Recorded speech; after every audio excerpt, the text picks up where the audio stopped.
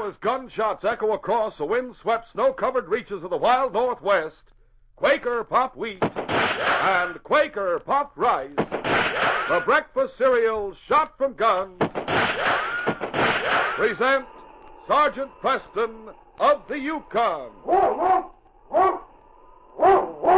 It's Yukon King, swiftest and strongest lead dog of the Northwest, blazing the trail for Sergeant Preston of the Northwest Mounted Police in his relentless pursuit of lawbreakers. On, King! On, you husky! Gold discovered in the Yukon. A stampede to the Klondike in the wild race for riches. Back to the days of the gold rush.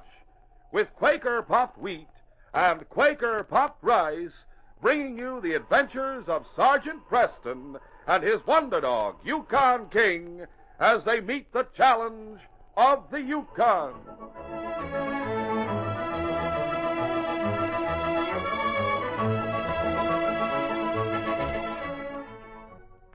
There's no one that can make a better cereal than Quaker Puffed Wheat. It's neat.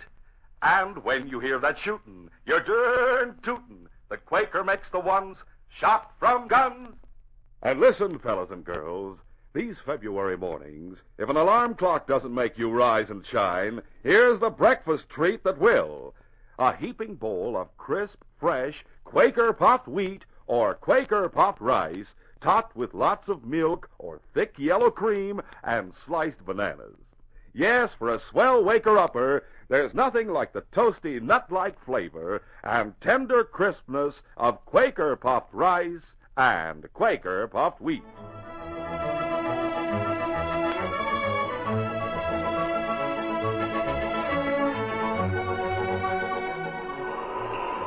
Icy blasts of wind, whipping around the mountain peaks of Frizzly Pass, drove icy pellets into the faces of two men as they toiled up the trail behind their exhausted team of dogs.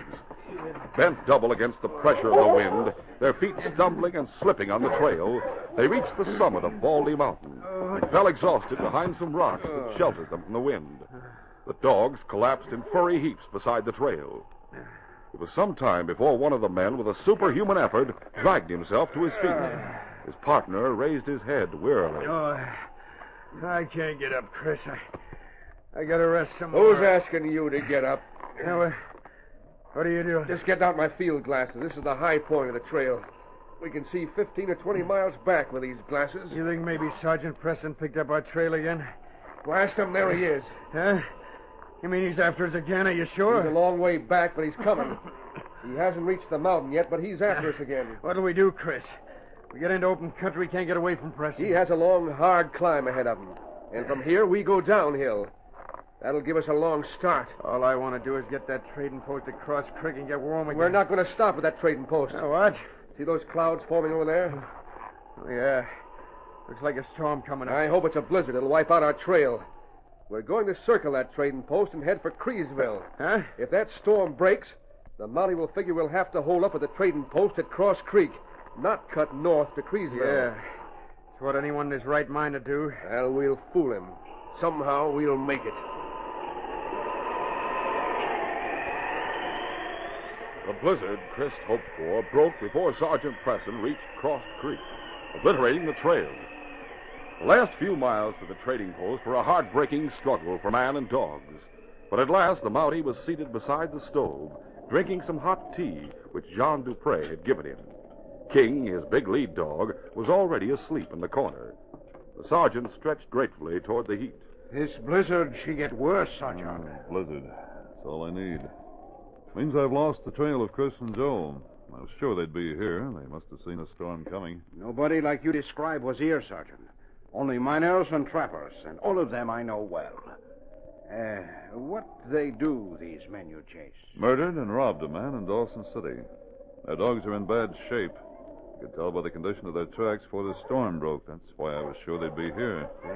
Hey, someone comes. Look out the windows, John. It may be the men I'm after. Wait. No, it's Tom Cleary, the freighter. He is one day overdue. Hello, Tom. Come in. What a storm. Hello, John. Tom, I was beginning to worry about you. Well, I got delayed. Hello, Tom. Oh, Sergeant Preston. What are you doing around this He territory? is after 2 murderers. You didn't happen to meet any strangers on the trail, did you, Tom? Yeah, come to think of it, I did. Huh? This blizzard was starting, and they had a sorry-looking dog team, so I wanted to tell them they'd never make Creesville. But they wouldn't stop to talk. Well, I didn't think they'd head north. How many dogs did they have? Well, only 4, I think. They started out with 5, and one died on the trail. Can you remember what they looked like? Well, didn't get much of a look at them, all bundled up in fur parkas. One was quite a bit bigger than the other. That's about all I can tell you. That must be Chris and Joe. So they're headed for Creesville. They'd not know which way they're headed right now if they haven't reached shelter. I'm stuck here myself until this blizzard's over. Then I'll go to Creesville. Meanwhile, Chris and Joe had lost the trail to Creesville. While they wandered aimlessly, they came to an isolated cabin. It was small and crude, but it represented shelter. They rapped on the door and were invited inside by a huge giant of a man. His companion was a very large dog. You live here all alone? Me and Rex? You mean this big wolf dog? Rex is no wolf. He's my only friend. I don't like men. How did you find this place? No one ever finds it. Oh, we just bumped into it accidentally in the blizzard. Nobody can find it. It's far from the trail, in the valley. Well, you let us stay here, won't you, till the blizzard is over? Did you feed your dog? No, we gotta get warm first. We're freezing to death. If you could just give us something hot to drink. I feed your dogs first, then you. You better let me do it later. A couple of them are mean. You gotta be careful. No. No dog ever bites moose. I'll feed them. Chris, I think he's crazy. He has a wild look in his eye, all right. He must be almost 7 feet tall and as wide as a Kodiak bear. You think we're safe here? I'd rather take a chance with a maniac than with that blizzard. He's probably just crazy from living alone out here in the wilderness. No, I wouldn't care if he wasn't so big. He could crush your arm in one of those big hands. Hey, this dog of his is a beauty. What a sled dog he'd make. Yeah. We could use him. Maybe we'd be smart to make friends with him. Yeah. Come here, Rex. Come here, I said. Careful, Joe. He's showing his teeth at you. Let him get away with that, and we'll never be able to handle him. Hand me that poker. All right. Be careful, Joe. Here. Come here, you cur. Growl at me, will you? I'll show you. Don't touch that dog. I'll kill you. I'll kill you. Moose, stop. He wasn't hitting you. Oh, please. Let me go. I was only going to pet him. Why did you take the poker? Well, I was going to poke up the fire. I like your dog. I was going to pet him. I thought you were going to hit Rex. Anybody hits Rex, I kill him. Rex is my friend. Sure, Moose. I want him to be my friend, too.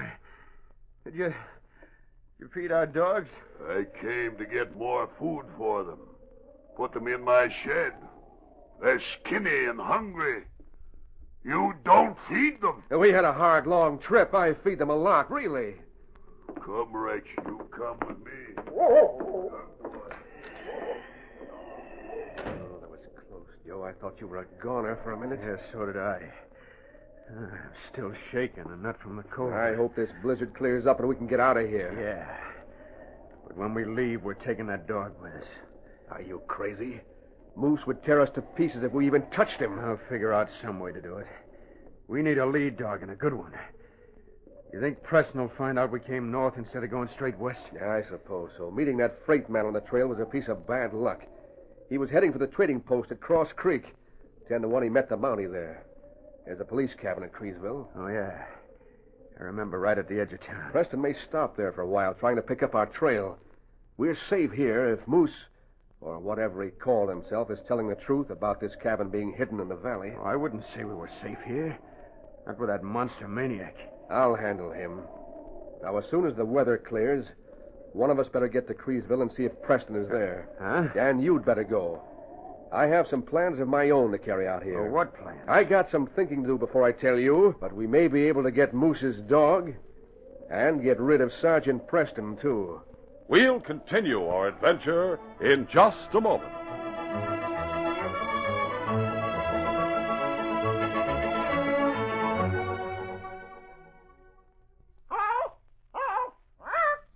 fellas and girls. Hello, That Dad. noise you hear is Pat, my talking parrot. Hello. I brought him along today to perform for you.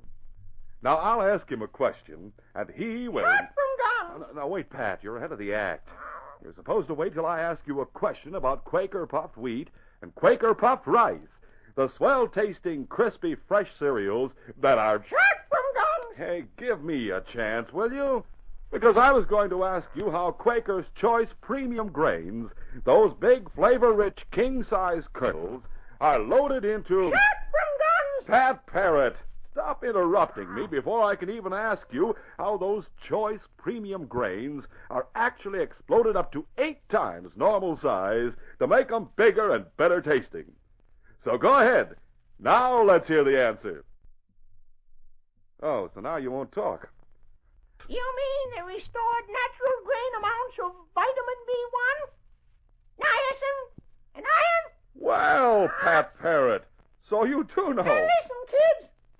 For breakfast every morning, get wise to swell-tasting, nourishing Quaker puffed wheat, Quaker puffed rice, shot from guns.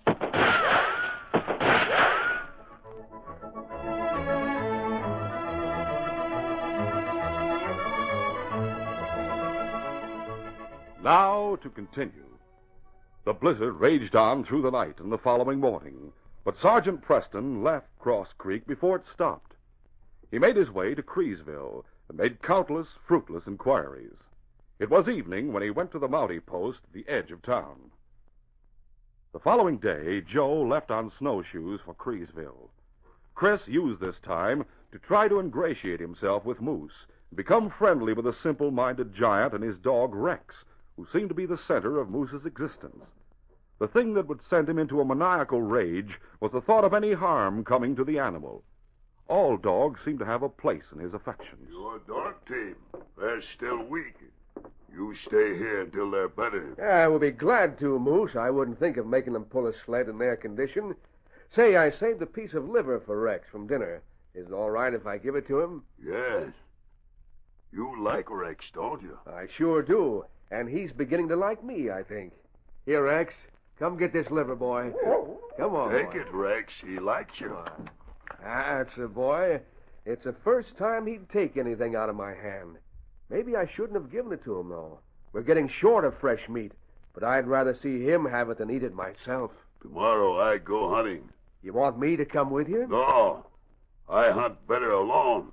I like to hunt alone. But you can't take Rex in that deep snow, can you? You better let him stay here with me. You'll have to use snowshoes. Yes. Rex better stay here. That's right. Oh, hi, Joe. Yeah. It was a long trek. You find your way to Creesville? Yeah.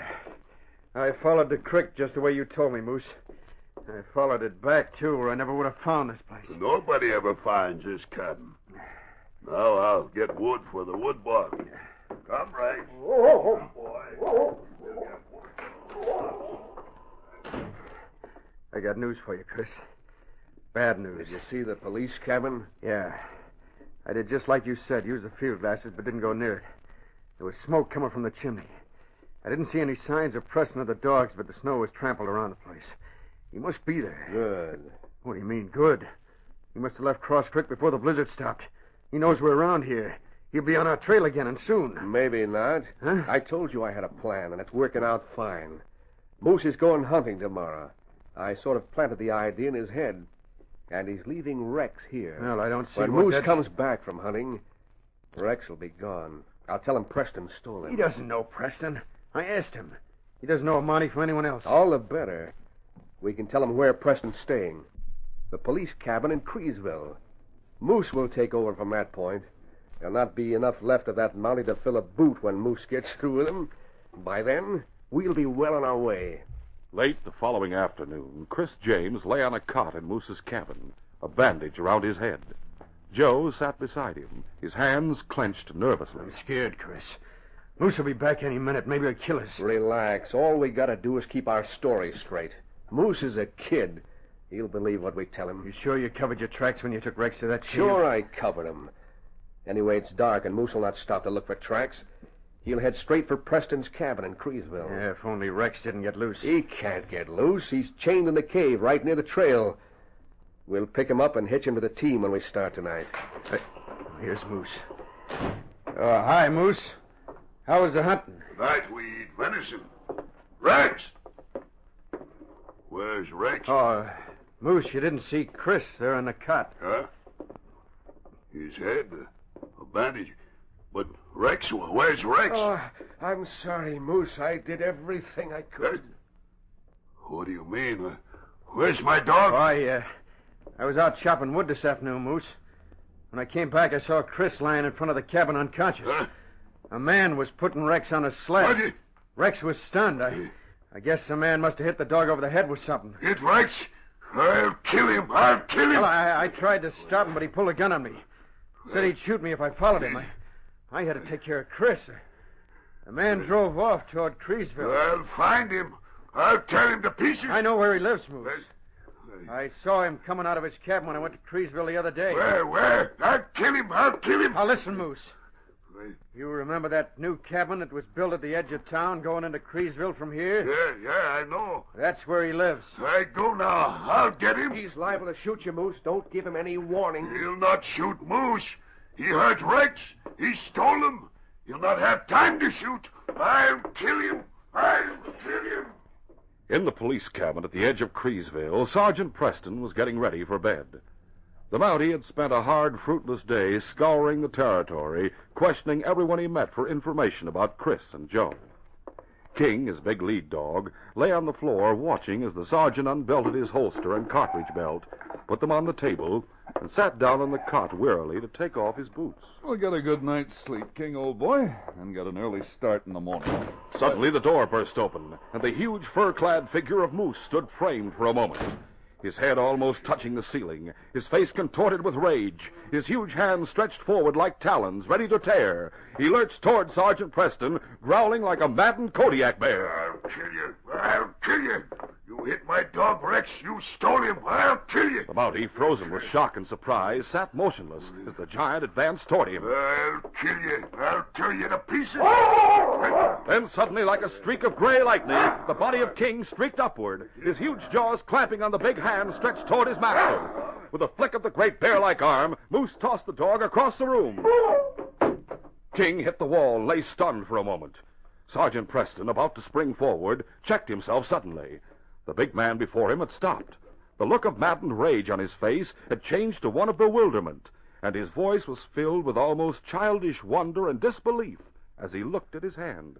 He bit me. He was trying to save my life. But I like dogs. They like me. They never bite me, never. I hope I didn't hurt him. I wouldn't hurt a dog. I better see if I hurt him. No, don't. He's getting up. He's all right. Here, King. It's all right, fella. Heel boy. He's growling at me. He doesn't like me. All dogs like me, but he don't. Knows you tried to kill me. King's my best friend. Like Rex and me, huh? Rex? What did you do with Rex? Where is he? I didn't steal your dog. Why would I want him when I have one like King? They said you took him, that you hit him with a club. I never hit a dog with a club in my life. I like dogs as much as you do. You think King would be my friend if I did things like that? Yes, he's your friend. What's your name? Moose? Moose? What? I can't remember. Just Moose, I guess. Well, Moose, you'd better let me bandage your hand. Oh, it's nothing. It's just a scratch. Your dog had a right to do it. Rex would do it. Of course he would, and I'd be just as angry as you were if someone stole King from me. Now sit down and let me fix your hand. Who told you I took Rex? One was Chris. I can't remember the other. Chris? Was his last name James? I'm not sure. Was the other man called Joe? Yeah, that's right. They're the men I'm looking for. They must have lied to me about you. They certainly did if they said I took Rex. They may be the ones who took your dog. Where are they? At my cabin about 5 miles back in the woods. They got lost in the blizzard. If they took Rex, what did they do with him? We'll find out. We'll go back to your cabin. I doubt we'll find them there, but I can pick up their trail. Bright northern lights spilled across the sky, lighting the trail as Sergeant Preston and Moose neared the cabin in the wilderness later that night. The Mountie had his sled ready for travel, as he was sure Chris and Joe would be gone. As the dog team neared the cabin, everything was quiet. Looking! Place seems deserted, Moose. Yes. Dogs in the woodshed would have barked if they were there. I'll take you to the shed. They probably left just after you did. See? The door's open. They're gone. They took Rex. I'll kill them. They must have hidden Rex somewhere. Now, you'd better get some sleep, Moose. I'll follow their trail. No. I gotta know if they took Rex. Will you know Rex's tracks when you see them? Oh, sure. I know his tracks. Well, come on, then. We'll follow their trail to the place where they hid Rex. The tracks led Preston and Moose to a cave. There was evidence that Rex had been there, but now the big dog was nowhere to be seen. Moose wanted to continue on the trail with the Mountie, but Preston said, No, Moose, I'm not going to take you with me. You go back to your cabin. I'll bring Rex back to you, I promise. It was the following day. Chris and Joe were heading west. Their progress had slowed in spite of the addition of Rex to their team. The other dogs couldn't keep up his pace. They had covered a wide expanse of rolling plains and were approaching some pine woods. I can't get any speed out of these dumb mutts. Mush! Get along! Chris, I have a funny feeling that we're being followed. Oh, you always have a funny feeling about something. But maybe Moose didn't kill Preston. Maybe... What else can we do but head for the border as fast as we can? I'll quit your yapping. I know that Mountie's going to catch us if Moose didn't kill him. Look, just to make you happy, we'll climb one of these pine trees at the edge of the clearing and have a look through the field glasses. We can see a long way back from here. Sergeant Preston entered the pine forest a short time later. King was running free ahead of the team. As the trees grew thicker, the Mountie proceeded cautiously. Suddenly, from the lower branches of a thick pine tree, a shot rang out. Sergeant Preston felt a hot sting in his shoulder, and the impact spun him around and knocked him down behind the sled. A second bullet whizzed over King's back. The big dog charged into the bushes, and there was a sudden cry as he leaped. Preston reached painfully for his revolver, but was stopped by the voice of Chris James. Don't reach for that gun, Preston. I have you covered. Chris! You're looking right into the muzzle of the gun that's going to send you to Kingdom Come. They'll get you for this, Chris. Nobody ever killed a Mountie and lived long afterwards. This time it's going to be different. Chris raised his gun slightly, pointing it straight between the eyes of the Mountie, when suddenly two great arms circled around him from behind. His gun dropped to the ground as he was crushed in a mighty grip, and the voice of Moose bellowed in his ear. I got you. I'll kill you. You stole Rex. Oh, help! Moose, Stop. where'd you come from? Moose, don't kill him. Let go of him, Moose. Oh, he stole my dog. Moose, stop him. If you want to stay with Rex, you can't kill Chris. What? What did you say? Moose, if you kill him, I'll have to arrest you, and you'll not have Rex with you in jail. Drop him. I drop him. I do as you say. Take his dog away! Moose, keep an eye on Chris. I'll see what's going on. Take his dog off me! All right, King, let him up, boy. On your feet, Joe. Put your hands up and walk out of these bushes. That dog, he must weigh more than I do. You got him, huh? Yes, Moose. Glad you were on hand. How'd you get here? I followed you. I had to get Rex. Lucky thing for me, you disobeyed orders. I'll sit here on the sled and keep them covered. Sergeant Preston, are you all right? A little weak. I stopped a bullet with my shoulder, but I'll be all right. Moose, here, take these handcuffs. Put them on those prisoners. All right. You come here. You first. Wait, Moose, wait. Don't look at me like that. I could squeeze these cuffs so tight on your wrist. No. Where's my dog? Where's Rex? He's all right. He's all right, I tell you, Moose. He's with our dog team just ahead on the trail. I'll find out. Here, Rex. Here, fella. He told the truth, Moose. All right. Now the other one. Chris is coming too. I'll handcuff him before he gets ID. Sergeant. Chris, you and Joe are under arrest in the name of the crown. There's Rex. There's my dog with that team. Whoa, Rex. Whoa there. Easy, boy. Easy. Rex, this is Sergeant Preston's dog. His name is King. Rex and King seem to like each other. Sergeant Preston, you were hurt. And there's two prisoners. I'd like to help take these crooks to jail. Why, thanks, Moose. That was spoken like a lawman. Oh, With you and Rex helping, we'll have no trouble. Line 'em up, King. This case is closed.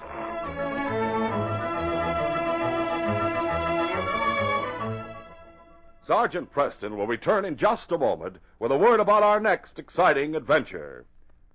For breakfast this morning, was your family treated to delicious, nourishing Quaker puffed wheat or Quaker puffed rice? You mothers can't miss when your family comes to the breakfast table and finds the one shot from gun. Yes, everybody, Dad, Junior, Mom, Grandma, goes for the toasty nut-like flavor of the wholesome natural grains of wheat and rice. Notice he said natural grains because they are never coated with factory sweetener. After all, some like their cereal not so sweet, some like it ever so sweet. And that's the beauty of Quaker puffed rice and Quaker puffed wheat. The whole family can sweeten them with sugar to suit their own special taste. So for a delightful breakfast treat that Dad and Mom and everybody likes to eat, pour out big bowls of delicious Quaker puffed rice or Quaker puffed wheat. And top with milk or cream and sliced bananas or chilled fruits. Look at your store for the big red and blue packages with the sealed inner lining that keeps Quaker puffed wheat and rice as crisp as can be.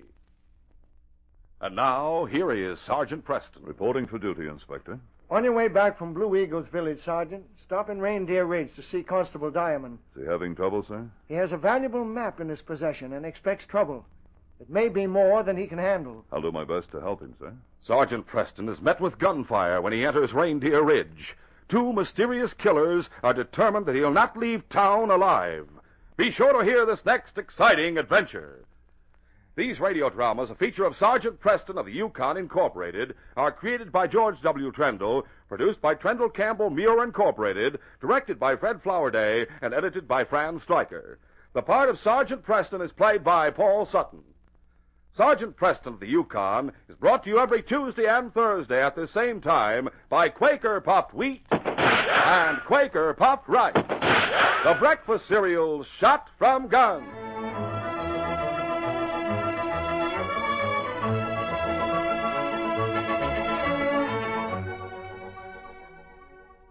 Hello, folks. This is your friend Aunt Jemima. I know you like my extra light Aunt Jemima pancakes, but for a change of flavor, I know you'll also like my tangy buckwheat mix. Just add milk, and you'll bake the most wonderful buckwheat cakes with just the right amount of old-time buckwheat goodness. Not a speck too little or too much. And light? My buckwheat cakes are so light and digestible, children can just eat and eat. For variety, try both kinds of my mixes. My pancake mix for fluffy, light Aunt Jemima pancakes, and my buckwheat mix for golden Aunt Jemima buckwheats. Remember, there's nothing more tempting in this whole wide world than Aunt Jemima's buckwheats light and say, why don't you try some today?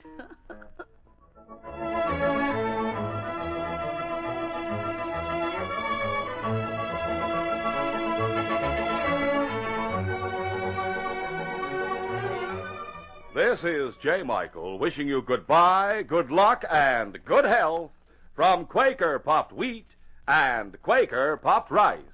So long. Listen tomorrow at the same time to The Green Hornet, brought to you by the drink that makes you feel fresh again, Delicious Orange Crush. This is the Mutual Broadcasting System.